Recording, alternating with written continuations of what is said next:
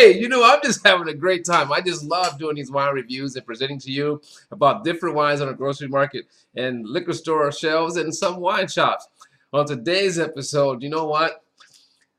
I'm one of those wine drinkers that I'm not prejudiced against any wine. If it's good wine, I'm going to be honest with you. It's good wine. If it's bad wine, I'm going to tell you. Don't even waste your time with it. That being said, there is so much wine out there for people to try, and there are so many palates. As I always say, there is a wine for every palate, and a palate for every wine, and I'm doing my due diligence to review all of the wines that are out there that you find when you're walking up and down the grocery store line. You say, oh my God, what does the wine taste like? I'm taking care of business for you right here. So now you're going to love this. You can see the neck foil, but it doesn't tell you what the wine is. Let's just go ahead and do it. So we have Beringer 1.5 Chardonnay. See, I told you, I'm not that guy that only drinks certain kind of wines. And now we have Beringer 1.5 White Merlot. Now we're going to talk more about that White Merlot. It's like, it's a White Merlot. How come it's red? We'll talk more about that White Merlot when we get to it. But for now, we have Beringer wines, California, the big bottles here. These are the value bottles, I mean, I'm going to review some of those as well. I did box wines, I did low value wines. Now I'm doing these big volume bottle wines, that gives you, more wine for your dollar. So now let's try. So Beringer, are we vintage? So we're not vintage, all right, but Beringer wines was established in 1876. Beringer Main and Vine brand, okay? 12-time top 100 winery of the year, wine and spirits. Look at that. So, it has clout, all right? So it's not just some wine that's just out there. 13% alcohol. Now, it has no indication if it's barrel aged or not, but, I mean, Beringer makes quite a few different wines. I recommend giving it a try. So these are just I can say entry-level wines. So Chardonnay, the two-hand bottle, all right? Chardonnay. Look at that. Again, looks like a Chardonnay. Smells like a Chardonnay. What does it say? If it cracks like a duck and looks like a duck, then it's a duck. All right, so it's a Chardonnay. All right, nice nose. I mean, very simple. No complexities here. We're talking straight wine drinking, okay? Here we go. There's my rinse.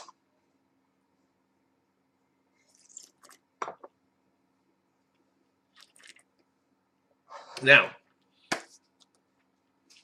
acidity is medium, but I'll give you my opinion about it when I taste the red. All right, that's the Chardonnay. Now for the White Merlot. Why is it called a White Merlot when the wine is red? Funny thing, it's just like white Zinfandel, versus, deep red or regular Zinfandel. So it's more like a rosé, and maybe it's a marketing thing that, people think White Merlot, oh, it's probably like a white Zinfandel, but the grape is Merlot. And it has to do with, no long contact on the grape skins. It's probably just like, press, drain, and there you go. But we'll find out if it tastes like a white Zinfandel. For those who know white Zinfandels can be pretty sweet. Although, in my time, I've had white Zinfandels that actually had a very nice balance to them. So don't rule out white Zinfandels. You probably just haven't had the right one. Okay, so there's some good white Zinfandels out there. Now, again, 2-bottle, no vintage, same winery. Again, check out Bergen. Just go to their website, check out Bergen, and look at the many, many different wines that they produce. You may find something on there and that's sold in the stores that you just may enjoy. 2-handed bottle. Let's give it a pour. It's more like a rosé, so to speak. But we're looking to find out, is this going to drink like a white Zinfandel?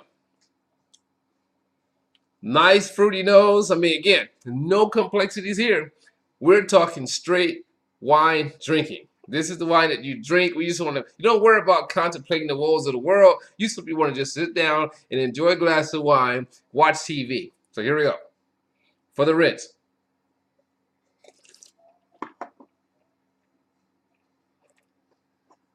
Now for the taste.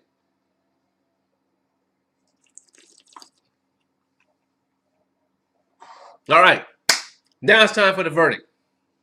So both of these wines, in my opinion, residual sugar is the key here. How much residual sugar? I don't know. But your palate's going to tell you that. So residual sugar is the key here. Between the two, there's more residual sugar, giving a much more sweetness in the white Merlot than it is in the Chardonnay. Chardonnay seems to have enough residual sugar to make it fruity. Here's a caveat. Every palate is different. So your level of sweetness may be a lot different from mine. There we go. That being said, so now the California Chardonnay from Bergen. You know what? If I'm at a party and they're serving this wine versus some of the others, I don't want to name bash, but versus some of the others, I would drink this. You know, I probably wouldn't drink it all night, but I would drink this. It's not a bad wine, you know, just for simple drinking, simple gathering. You know what? Both of these are making awesome sangria. Okay, they're good to go. So I'm going to give this Beringer wine. Now you're going to be shocked.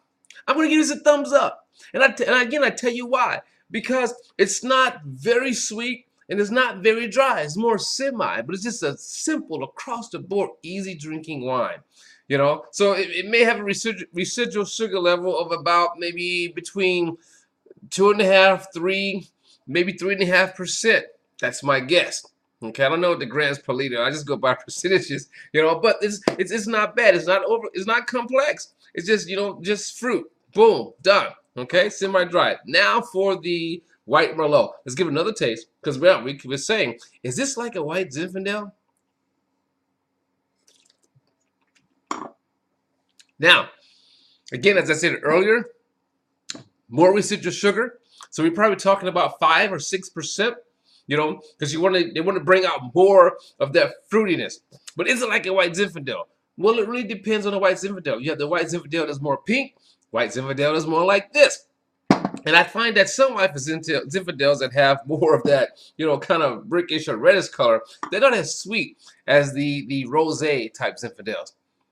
But then again, it depends on who made the wine. So now, let's give it a grade. For the white Merlot, why do you call it white Merlot? We already discussed that. But there are white Merlots out there. Oh my God, if you find some, you are going to be in for a treat. Like true white Merlots, not necessarily sweet, but even dry white Merlots. But now, back to this one. I'm going to give this one a half thumb. Okay, I'm not gonna say no. I'm giving it a half thumb, you know, because I think it makes a great sangria. I think it's a good party wine. I think you can do a lot with this, make wine cocktails, you know. But it's not a wine in red that I'm gonna say, oh my God, I'm gonna go have this wine. In fact, you pour this over fruit, you totally got your instant sangria. You'll spike with some brandy and it's good to go. So half on the white Merlot and thumbs up on the California Chardonnay. Because you know what? I would actually drink that at a party or at some type of social gathering if they had that over some of the others. It's your Wisconsin wine guy. I have no prejudice towards wine. I just like to drink wine. I want you to drink wine and have a good time. And I'll see you next time when I'm reviewing wines that you see every day. Bye.